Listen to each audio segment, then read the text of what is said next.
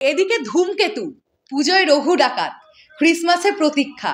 ক্যা বাত দেবদা, 2025-এও 3টে ব্লকবাস্টার লোডিং। টলিউডে এত ভালো ব্যবসা আজকের ডেটে দাঁড়িয়ে দেবদা ছাড়া আর কারোর দেওয়ার ক্ষমতা নেই। এবং এই যে ধূমকেতু ছবিটা অ্যাড হয়ে গেল এই বছরে, এত প্রতীক্ষিত একটা ছবি না, বহুল প্রতীক্ষিত একটা ছবি, সেই 10-12 বছরের একটা প্রজেক্ট, সেটা ফাইনালি রিলিজ পেতে চলেছে। এবং গতকাল রানা সরকারের একটি পোস্ট দেখে অনেকেই মনে করছেন যে 16th মে ধূমকেতু রিলিজ করতে চলেছে। কেননা রানা সরকারের একটি স্টোরি আমরা দেখতে পেয়েছি যেখানে লেখা আছে যে 16th মে আমরা ছবিটা রিলিজ করব, সবাই সিট বেল্ট বেঁধে নিন, এরকম একটা পেজ আমরা দেখতে পেলাম স্টোরিতে। এখন কথাটা হচ্ছে, অনেকেই আইডিয়া করছে যে এটা উনি ধূমকেতুর কথাই বলছেন, আমরাও সবাই আইডিয়া করব এটা উনি ধূমকেতুর কথাই বলছেন। কেননা জাস্ট তার দুদিন আগে দেবদার সঙ্গে উনি একটি ছবি সোশ্যাল মিডিয়ায় শেয়ার করেছেন এবং উনি নিজেই বলেছেন যে ধূমকেতুই রিলিজ করবে, এবছর রিলিজ করবে, অল্প কয়েকদিনের মধ্যেই আপডেট আসবে। আমার সঙ্গে পার্সোনালিও রানাদার কথা হয়েছে, রানাদা এটা অ্যাসিওর করেছেন যে ধূমকেতু আসছে খুব শীঘ্রই। তাহলে 16ই মে যদি ধূমকেতু আসে, এই ছবিটা নিয়ে দর্শকের মধ্যে প্রচুর উন্মাদনার অনেক কারণ আছে। দেব শুভশ্রী জুটিকে যারা শেষবারের মতন হয়তোবা বড় পর্দায় দেখার প্রচণ্ড একটা আশা করে আছে, তারা ধূমকেতু দেখতে যাবে। কেননা ইন ফিউচার এই জুটির আর কখনো কোনো কাজ আমরা দেখতে পারবো কিনা জানি না, দেখতে পেলে তো ক্যাবাদ ব্যাপার।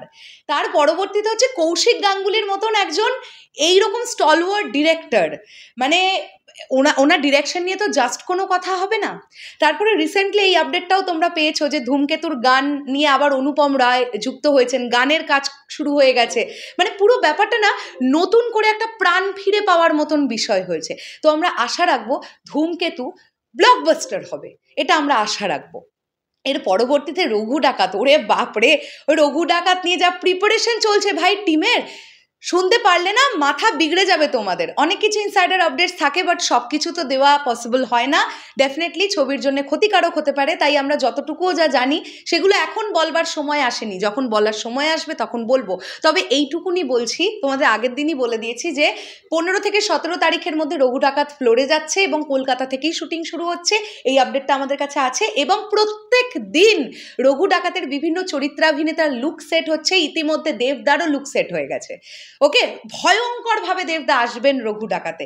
তো দুর্গাপুজোয় দেবদা, তার উপরে রঘু ডাকাতের মতো এত বড় মাউন্টের একটা ছবি, আশা করছি দারুণ একটা বক্স অফিসে সাফল্যতা পাবে। আর তার পরবর্তীতে ক্রিসমাসে প্রতীক্ষা, তোমরা দেখেছো অভিজিৎ সেন, অতনু রায়চৌধুরী এবং দেবদা এই ট্রায়ও কখনো ফেল করেছে? করেইনি ফেল। অভিজিৎ সেন জানে দর্শকের নার্ভটা কিভাবে ধরতে হয়। উনি অ্যাকচুয়ালিতে রাজকুমার হিরানির অ্যাসিস্ট্যান্ট ছিলেন, তো উনি কাজ করেছেন, উনি দীর্ঘদিন দেখেছেন রাজকুমার হিরানির কাজ, উনি জানেন কিভাবে দর্শকের টেস্টটাকে ধরতে হয়। তোমরা মিলিয়ে নিও, এই যে দেবদার খাদান অল টাইম ব্লকবাস্টার হলো, তো মানে মফস্বলের মানুষ, গ্রামাঞ্চলের মানুষ তো দেখলেনই, তার সঙ্গে সঙ্গে আমরা দেখতে পাচ্ছি মাল্টিপ্লেক্স চেন থেকে কীরকম কালেকশন করেছে খাদান, টিল ডেটে কালেকশন করে যাচ্ছে। অর্থাৎ শহরতলির মানুষ কিন্তু খাদান দেখেছেন, তারা যে দেবদাকে খাদানে দেখলেন সেই অডিয়েন্সই দৌড়বে প্রতীক্ষা দেখার জন্য। তোমরা মিলিয়ে নিও আমার কথা, কেননা এত ভালো একটা গল্পের বুনন হবে, তোমরা দেখো অডিয়েন্স ইমোশনালি কানেক্টেড হয়ে যাবে। অভিজিৎ সেনের গল্প মানেই এক একটা জায়গায় এক একটা সময় এসে তোমাদের চোখের জল পড়তে বাধ্য, এতটা ইমোশনালি কানেক্ট করেন উনি, এবং খুব বুঝে, খুব বুদ্ধিমত্তার সঙ্গে সেটা করেন। এবং উনি যতবার করে এসেছেন ততবার উনি সাকসেসফুল।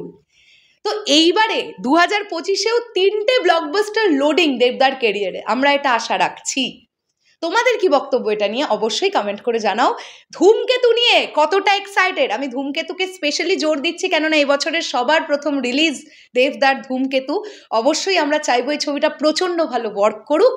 তোমরা কতটা এক্সাইটেড প্রতিটা ছবি নিয়ে সেটা কমেন্ট করে জানিও। দেখা হচ্ছে আবার খুব শিগগিরই। তাহলে এখনের জন্যে টাটা।